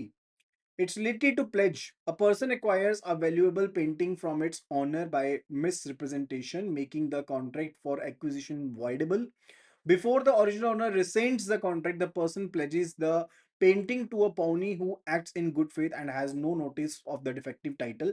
Subsequently, the original owner discovers the misrepresentation, right, and seeks to recover the painting. Is this pledge made to the pawnee valid? तो क्या ये जो pledge की गई है वो valid होगी या नहीं होगी? Option 8 says no. The pledge is invalid because the pawner never had a title, never have a valid title to the goods in the first place. देखो सिंपल सी बात है, ऑप्शन ए इनकरेक्ट है, because कानून ये कहता है कि स्पेसिफिक एक्सेप्शन अलाउड रहेगी। तो बेसिकली जो पोजेशन किया गया है अंडर अ वॉइडेबल कॉन्ट्रैक्ट, तो उसके केस में एक्सेप्शन दी गई है इस चीज से रिलेटेड कि वॉइडेबल कॉन्ट्रैक्ट के अंदर अगर पोजेशन किया गया है लेकिन वो पोजेशन तो था ना यहाँ पर, तो उसके केस में अगर यहाँ पर कोई टाइटल चाहे नहीं भी था, स्टिल जो प्लेज की गई है आगे वो गुड फेथ में की गई है, एंड उसे कोई भी नोटिस नहीं थी, पाउनी को कुछ भी नोटिस नहीं था कि ऐसा कुछ डिफेक्टिव टाइटल है पाउनर का। सो option A is not correct. Option B it says The pledge is valid. Pledge valid है as it was made by a person in possession of goods under a voidable contract before the contract was rescinded. Right? तो एक ऐसे contract के तहत जिसको अभी resend नहीं किया गया था उसके तहत आगे प्लेज क्रिएट की गई है, तो एक्सप्लिसिटली एक वैलिड प्लेज जो है वो क्रिएट की जा सकती है एक पर्सन के द्वारा जिसके पास गुड्स का पोजेशन है अंडर अ वॉइडेबल कॉन्ट्रैक्ट। अब क्रूशियल कंडीशन ये थी कि कॉन्ट्रैक्ट को रिसेंड ना किया गया हो at the time of the pledge, ये कंडीशन होती है। अब यहां पर नहीं किया गया, अब प्लेज को किया गया ओरिजिनल ओनर के द्वारा रिसेंड किया गया बाद में, तो पाउनी ने एक्ट किया गुड फेथ में एंड प्लेज जो रहेगी वो वैलिड रहेगी। सो ऑप्शन जो बी है वो एक करेक्ट आंसर कहलाएगा। Now question number 34, a construction company enters into a contract. ठीक है, तो एक कंस्ट्रक्शन कंपनी जो है वो एक कॉन्ट्रैक्ट में एंटर करती है to indemnify a property owner for any loss caused by the conduct of the construction company or any other person during the particular project. A rare and unforeseeable natural disaster such as meteor strike damages the project, causing a loss to the property owner. Is the construction company liable to indemnify the owner for this loss under the provided definition of the contract? तो क्या यहाँ पर जो definition provide की गई है उसके तहत जो कंस्ट्रक्शन कंपनी है वो यहाँ पर लायबल रहेगी क्योंकि उन्होंने इंडेमनीफाई करना है, इस बेसिकली कंस्ट्रक्शन कंपनी ने बेसिकली ऑनर को इंडेमनीफाई करना है। Option 8 says yes because the contract covers loss from any other person which can be interpreted broadly to include any external cause, तो external cause को भी बीच में शामिल किया जा सकता है। जबकि ऑप्शन ए जो है वो इनकरेक्ट है। जब हम एनी अदर पर्सन की बात करें we are talking about the human agent, हम कोई इम्पर्सनल इवेंट या फिर एक्ट ऑफ गॉड के बारे में कवरेज नहीं ले रहे हैं। सो option A is not correct. Option B it says no because the contract of indemnity as defined covers gross loss caused by the conduct of the promisor or another person not by acts of god or accidents not involving human conduct. So option b जो है absolutely correct it is. Option B is absolutely correct क्योंकि हमने कभी कहा ही नहीं था। जो definition दी गई है वो स्पेसिफिकली कह रही है कि कॉन्ट्रैक्ट ऑफ इंडेमनिटी जो है वो एक प्रॉमिस है तो कि वो एक पर्सन जो है वो सेव करेगा दूसरे पर्सन को from the loss caused, right. And जो कंडक्ट है प्रॉमिसर का वो बेसिकली खुद से कंडक्ट रहेगा किसी और पर्सन से रिलेटेड। सो ये डेफिनेशन स्पेसिफिकली लिमिट करती है कि loss arising due to the human conduct. Natural disaster अगर हुई है, म्यूटर स्ट्राइक हुई है, वो कंडक्ट ऑफ पर्सन नहीं है तो उसका लॉस जो है वो basically scope of indemnity contract के बाहर का है, तो उसके अगेंस्ट कोई भी जिम्मेदारी यहां पर नहीं बनती है कंस्ट्रक्शन कंपनी के ऊपर। Question number 35, a principal appoints an agent to manage his retail shop. A principal appoints an agent to manage his retail shop but provides no written instructions on how to handle customer payments. A customer offers to pay for a large purchase with the post dated check, तो post dated check देता है, agent उसे accept कर लेता है। As this is common and accepted practice in that particular retail trade, however the check later bounces, check bounce हो गया बाद में, causing a loss to the principal, अब principal बंदे को नुकसान हो गया। Is the agent liable to make good this loss to the principal? तो क्या ये एजेंट की जिम्मेदारी है कि ये पैसे अब पे करने हैं किसको? प्रिंसिपल को पे करने हैं। Yes, the agent is liable because acted without the express authority, उसने विदाउट एक्सप्रेस अथॉरिटी के एक्ट किया है प्रिंसिपल के, एंड फॉर द उसे कैश ही एक्सेप्ट करना चाहिए था।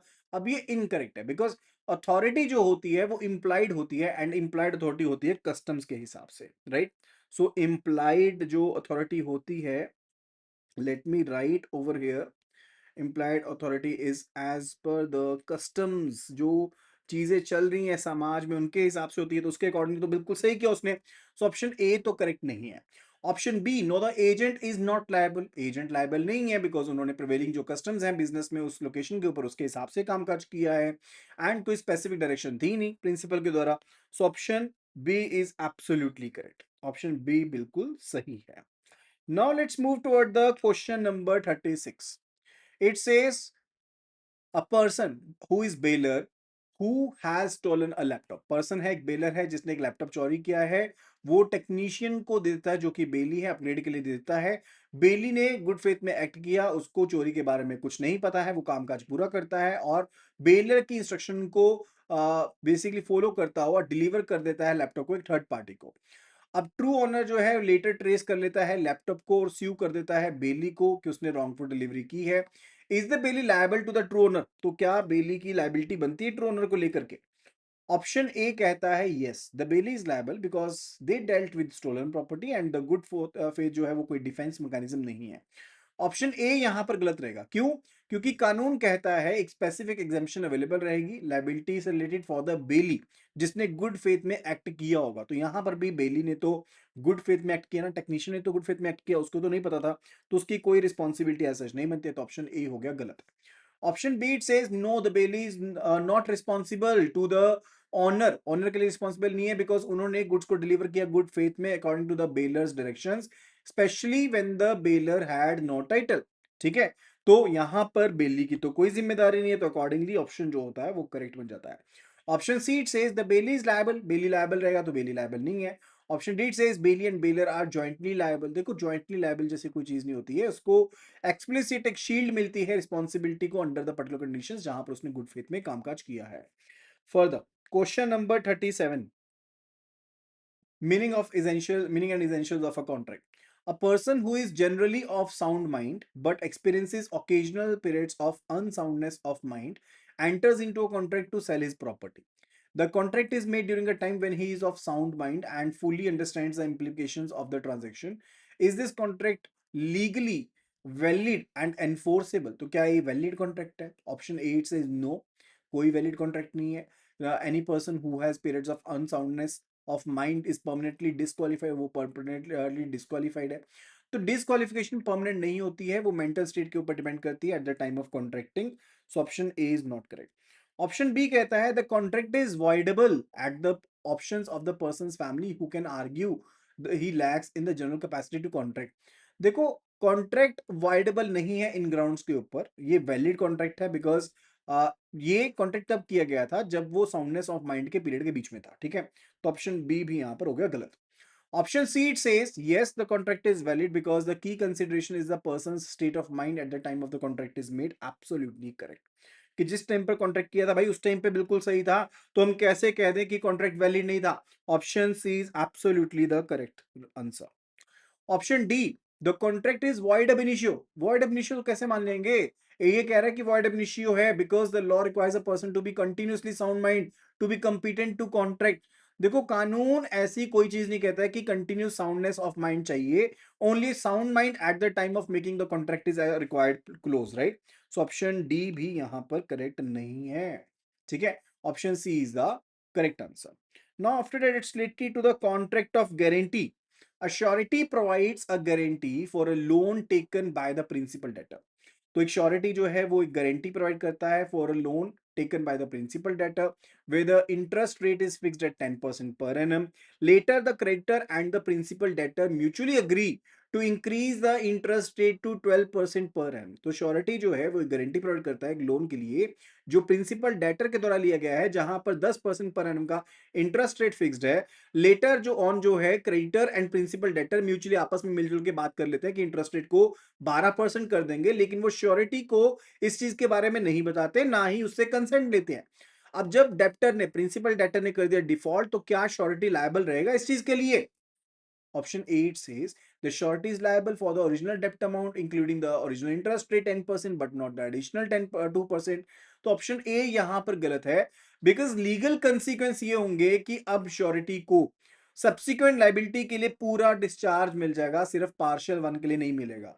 यानी कि जब टर्म्स एंड कंडीशंस चेंज कर दी बिना श्योरिटी को बताए हुए, तो श्योरिटी अब पूरी तरह से वेला, ठीक है, पूरी तरह से फ्री है, उसके ऊपर कोई दिक्कत नहीं आएगी।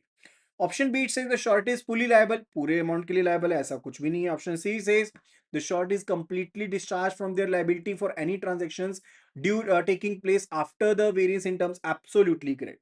जब वेरी कर गए टर्म्स उसके बाद श्योरिटी की कोई भी रिस्पॉन्सिबिलिटी नहीं बनती है। Option C is the correct answer. Option D it says the surety remains liable but has the right to sue the principal debtor for making the changes without the consent. Option D भी यहां पर incorrect है क्योंकि primary right जो है surety का वो इस सिचुएशन में रहता है कि उसको डिस्चार्ज मिल जाएगा गारंटी से खुद से ही, not a right related to sue कि वो सू करेगा, उसका कोई राइट नहीं है, right? So option D is also not correct. Then after that it's the question number 39। A pawnor defaults on a डेप्ट ऑफ ₹10 लाख। एक पाउनर यानी कि पाउनर कौन होता है? जिस पर्सन ने प्लेज की है, उसने 10 लाख का डिफॉल्ट कर दिया डेप्ट के ऊपर। पाउनी ने एक रीजनेबल नोटिस दिया एंड प्लेज्ड एसेट्स को 8 लाख रुपए में बेच दिया। अब सेल करने के बाद लीगल पोजीशन क्या है पाउनर की regarding regarding the remaining amount of the डेप्ट? ठीक है, तो पाउनर की लीगल पोजीशन क्या है? पाउनर्स इंटायर डेप्ट is discharge and the pawnee must bear the loss of 2 lakh rupees. Pawnor remains liable to make good the balance of rupees 2 lakh to the pawnee. The pawner is not liable, the pawner is only liable for the balance, right? What would be the true answer? सही में answer ये रहेगा कि particularly जो duty होती है ना pawnor की, वो ये होती है कि अगर आपकी प्लेस्ड गुड्स को एक रीजनेबल नोटिस देने के बाद सेल किया गया एंड अगर अमाउंट जो रियलाइज हुआ है वो डेप्ट ड्यू से कम होता है, तो उसके केस में पाउनर जो है वो बैलेंस अमाउंट के लिए भी जिम्मेदार रहेगा। जैसे इस केस में भी जो लोन अमाउंट था वो था 10 लाख रुपए का, चीजों को बेचा 8 लाख रुपए में, तो 2 लाख का जो बैलेंस बच गया उसके लिए भी पाउनर जिम्मेदार रहने वाला है, उसकी जिम्मेदारी रहेगी एंड उसको ही पैसा पे करना पड़ेगा। So accordingly if we look at the pawnor remains liable to make the balance amount of ₹2 lakh to the pawnee. So option B is absolutely the correct answer for this question. Now, the question number 40th question related to contract of agency. An agency is created for a single specific purpose to oversee the construction and sale of one particular building. Once the building is fully constructed and sold and all the accounts are settled, what is the status of the agency relationship? तो क्या रहेगा? The agency continues indefinitely unless the principal formally revokes. तो ऐसा तो ना कि तब तक चलती रहेगी। जब किसी स्पेसिफिक पर्पस के लिए है तो रिवोकेशन की जरूरत नहीं है, वो ऑटोमेटिकली बेसिकली टर्मिनेट हो जाएगी। सो option A is not correct. Option B it says the agency relationship is automatically terminated because the business of the agency has been completed. Yes, absolutely correct. जब agency का business पूरा complete हो चुका है तो automatically जो agency है वो खत्म हो जाएगी। So option B is going to be the correct answer. Option C, it says the agency converts into implied agency, allowing the agent to undertake similar projects for the principal in future. तो कोई implied चीज नहीं है। जब completion हो गई है specific task की तो उससे कोई फ्यूचर टास्क के लिए implied एजेंसी क्रिएट नहीं होगी, उसके लिए एक नया एग्रीमेंट रिक्वायर्ड रहेगा। Option D it says the agency is terminated but the agent retains a lien on the principal's other properties for any unpaid commission। यानी कि एजेंट जो है उसका लियन होता है, एजेंट का एक लियन होता है, it is on the property of the principal received by him, right? If the entitled agency, लेकिन अनरिलेटेड प्रॉपर्टी से रिलेटेड उसके पास कोई लियन नहीं होता है एंड एजेंसी जो है खुद से ही वो टर्मिनेट हो जाएगी। सो option D is also not correct. Question number 41 related to the contract of bailment. A person agrees to store their neighbor's expensive paintings in their secure vault while the neighbor is on a long vacation. The person receives no payment for this service. During this period, the vault's climate control system requires an unexpected but necessary emergency repair to prevent damage to the painting. The person pays for this repair is the neighbor, that is a bailiff, obligated to repay these expenses. तो क्या उसके ऊपर कोई obligation रहेगी? No, because it was a gratuitous bailment. The bailee is responsible for all the expenses incurred during the storage period. देखो, ये contradict करता है स्पेसिफिक रूल के साथ जो एक्सपेंसेस से रिलेटेड होता है फॉर द ग्रेटिशियस बेलमेंट। यानी कि ग्रेटिशियस बेलमेंट के दौरान भी एक स्पेसिफिक सिचुएशन में जहां पर गुड्स को बेल किया गया है for safety purposes, right, and जहां पर इवन कोई रिम्यूनरेशन नहीं मिल रही यानी कि ग्रेटिशियस बेलमेंट है, वहां पर बेलर जो है जिसने सामान दिया है उसे रीपे करना पड़ेगा बेली को उन सभी एक्सपेंसेस से रिलेटेड जो भी उसके द्वारा किए गए हैं बेलमेंट के क्लोज को निभाने के लिए। एमरजेंसी रिपेयर की गई है so as to preserve the painting, वो एक नेसेसरी एक्सपेंस था, उसके लिए बेलर को पैसे पे करने पड़ेंगे, राइट? तो ऑप्शन ए तो यहां पर करेक्ट एब्सोल्युटली नहीं है। The bailor is only obligated to pay half of the expenses, ऐसा भी नहीं है। yes the bailiff is required to repay bailey the necessary expenses incurred for the purpose of bailment, absolutely correct, पैसे पे करने पड़ेंगे। ऑप्शन जो सी है that is the correct answer। Question number 42 पर चलते हैं आगे, कॉन्ट्रैक्ट ऑफ गारंटी से रिलेटेड। वीडियो अभी तक पसंद आ रही तो वीडियो को लाइक फटाफट से जरूर कीजिएगा और शेयर जरूर कीजिएगा। A company already has an existing डेप्ट विद द सप्लायर। कंपनी का ऑलरेडी एक एग्जिस्टिंग डेप्ट है सप्लायर के साथ। To secure this pre existing डेप्ट and to encourage the supplier to continue providing goods on credit, a director of the company offers the personal guarantee. तो director जो है कंपनी का वो पर्सनल गारंटी दे देता है, सप्लायर उस गारंटी को एक्सेप्ट कर लेता है. Is this guarantee valid? तो क्या वो गारंटी वैलिड है in respect to the consideration provided to the surety, right? जो बेसिकली श्योरिटी के द्वारा प्रोवाइड की जा रही है, कंसिडरेशन दी जा रही है, क्या बेसिकली उसके लिए आपकी ये गारंटी वैलिड है? Option 8 says no, the guarantee is invalid for lack of consideration because the debt was already in existence, which constitutes past consideration. देखो, जो रूल फॉर कंसिडरेशन है ना कॉन्ट्रैक्ट ऑफ गारंटी में, स्पेसिफिकली बोर्ड से लेकर के वो अलाउ करता है कि for benefit of the principal debtor, right? कि प्रिंसिपल डेटर के लिए जो बेनिफिट रहेगा वो सफिशिएंट रहेगा, तो उस चीज को अलाउ करता है. तो ऑप्शन ए तो करेक्ट नहीं है, सो ऑप्शन ए हो गया यहां पर गलत. Option B, it's saying the guarantee is only valid for the future supply of goods but not for the pre-existing debt. तो ऑप्शन बी भी यहां पर इनकरेक्ट है. अब जो कंसिडरेशन है बेसिकली बिजनेस रिलेशनशिप तो कंटिन्यूड है ना, वो बेसिकली सपोर्ट करता है गारंटी को फॉर द इंटायर डेप्ट, that can support the guarantee for the entire डेप्ट. तो चाहे वो पुराना था चाहे नया था, सभी के लिए सपोर्ट करता है. ऑप्शन बी भी हो गया गलत. Option C, it says yes, anything done or any promise made for the benefit of the principal debtor is sufficient consideration to the surety for giving the guarantee. ठीक है, तो option C जो है वो एब्सोल्युटली करेक्ट है. यही चीज basically रहती है कि अगर कोई भी चीज की जाती है, कोई भी प्रॉमिस किया जाता है जिससे प्रिंसिपल डेटर का बेनिफिट होगा, वो एक सफिशिएंट कंसिडरेशन मानी जाती है श्योरिटी के लिए कि वो गारंटी दे सकता है. अब सप्लायर जो है वो यहां पर क्रेडिट प्रोवाइड करता रहेगा, वो क्लियर बेनिफिट है किसके लिए? प्रिंसिपल डेप्टर के लिए, कंपनी के लिए. एंड ये एक सफिशिएंट कंसीडरेशन रहेगी डायरेक्टर की गारंटी के लिए, श्योरिटी की गारंटी के लिए एक सफिशिएंट कंसीडरेशन रहेगी जो कि आपके पास्ट एंड फ्यूचर डेट दोनों को कवर करेगी. So accordingly we look at option C is going to be the correct answer. Option C is the correct answer. Now let's move toward the question number 43 related to meaning and essential of contract. A person invites a colleague over for dinner at their home, and the colleague accepts the invitation. And जो colleague है वो invitation को accept करता है. The host buys expensive ingredients and prepares an elaborate meal, but the colleague fails to show up without any explanation.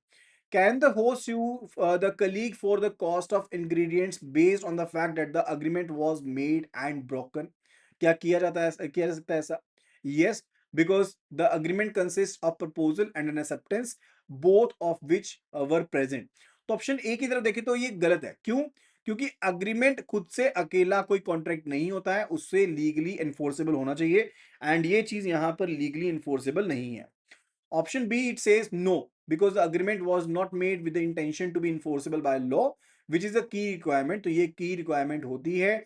Contract को basically किस तरह से डिफाइन किया गया है? Contract is basically an agreement जो कि एनफोर्सेबल है कानून के द्वारा. अब की कंस्टिट्यूएंट क्या होता है कॉन्ट्रैक्ट का?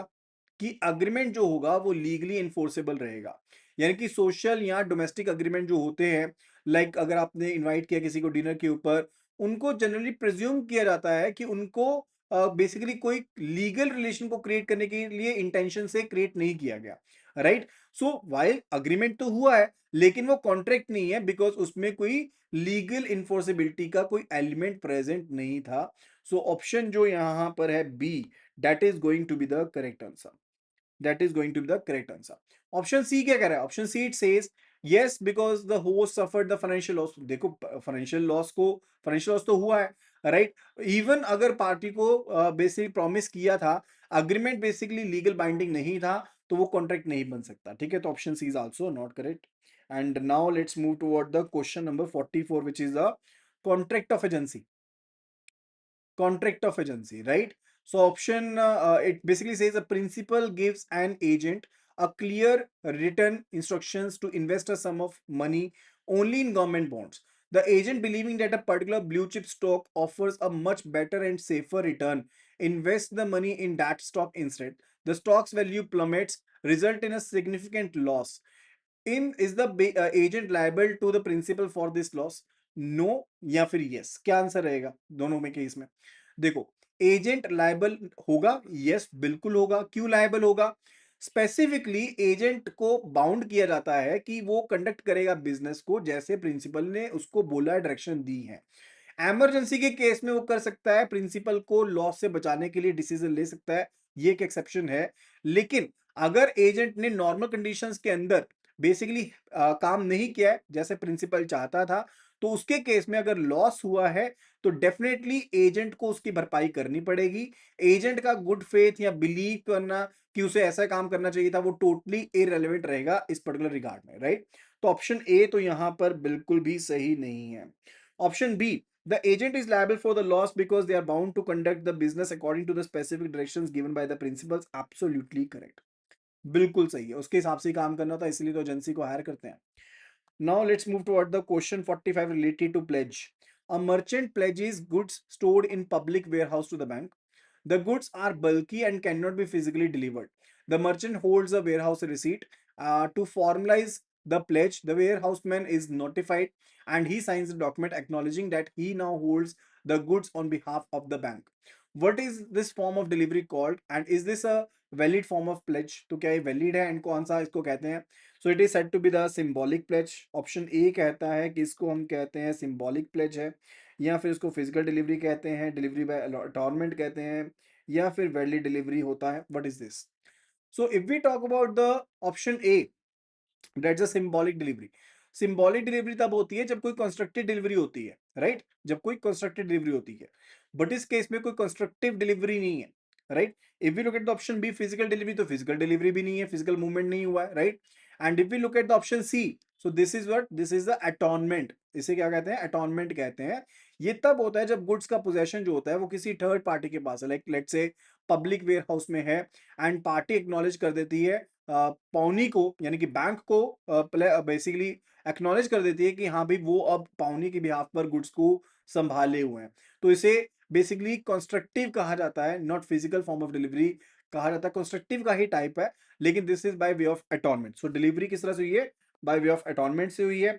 सो option C is going to be the correct answer. So option C जो है that is going to be the correct answer. Question number 46 related to the contract of bailment. A farmer bails his prize winning cow to a neighbor for safekeeping for 1 month.